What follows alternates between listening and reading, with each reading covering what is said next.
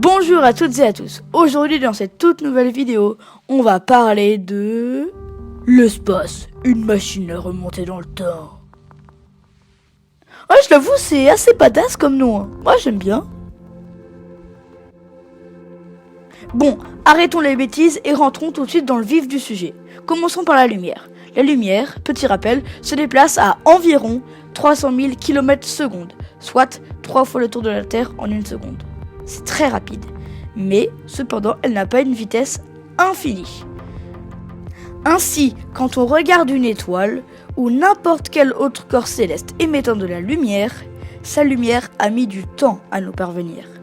Et elle est le reflet de ce qu'était l'étoile au moment de son émission.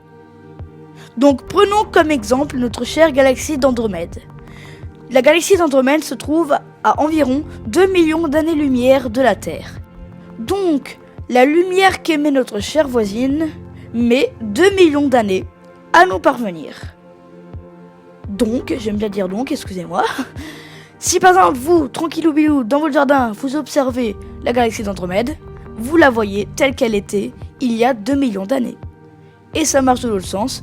Si on a des extraterrestres dans la galaxie d'Andromède qui nous observent avec des télescopes super puissants, ils verraient la Terre telle qu'elle était il y a 2 millions d'années. Donc habitée par des Homo habilis. C'est bizarre, hein? Prenons un autre exemple.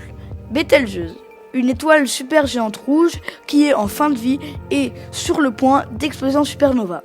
Enfin, sur le point d'exploser en supernova vu de la Terre. Puisque cette étoile se trouve à 642 années-lumière de la Terre, donc sa lumière met 642 années à nous parvenir. Donc, j'aime bien ce mot, elle a sûrement déjà explosé en supernova, sauf que sauf que la lumière de cette supernova ne nous a pas encore atteint.